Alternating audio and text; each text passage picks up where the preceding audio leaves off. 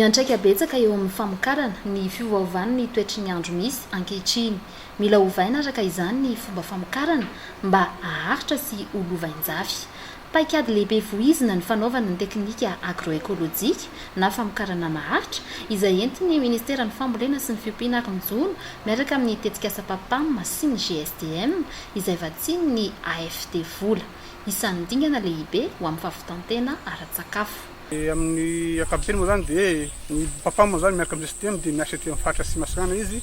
mivohy ny teknika agroekôlôjika satria ny faritra Simasagana dia hita tokoa fa anisan'ny azadian'ny fiovaovan'ny toetr'andro voalohany, faharoa misy fahavitana ara-sakafo ka dia io agroekôlôjia dia anisan'ny fototra iray ahafana zany mamboly mandrindra ny famokarana zany miaro tontolo iainana voalohany sady koa mahazo vokatra maro. Ka dia izay no nahatonga asika aty zany safidiny aty Simasagana zany ny fanjakana miaraka amin'ny projet zany ny PAPAM zany safidiny andro androany izay resaka ny zavatra misy tao ahitasika marobe zavatra isaka tao moa zany tao ny fambolena alavadimboly ny anary ny agroforesterie zany ao koa ny fambolena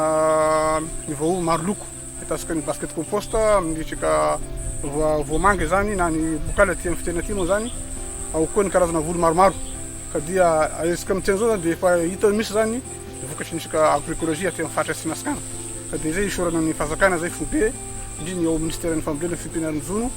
miaraka amin'ny projet PAPAM. Ny 2020 sy ny 2020 novambra lasa teo no nanamariana ny roa andro ny agroekôlôjika ho an'ny faritra Atsimo Atsinanana izay natao tany farafangana nisy ny fitsidihana ny zava-bita sy ny fifampisarana traikefa teo anivon'ireo mpisehatra rehetra amin'ny famokarana. Izany hoe misy karazana teknika maro zany voizina ao anatin'izany agroekôlôjia izany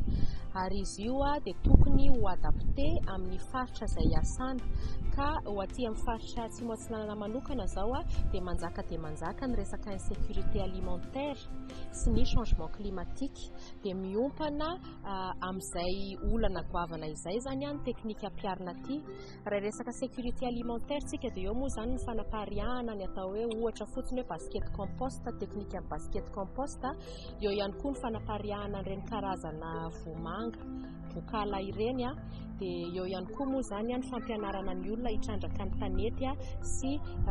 hanatsaratra ny tsiron'ny tany amin'ny alalan'ny fampiasana rakotra isan-karazany na rakobelona io na rakotra maty izany hoe couverture permanente du sol. Ny teknika agroekôlôjika dia ezahana mampidirina ao anatin'ny politika mpanjakana sy eny anivon'ny fampianarana.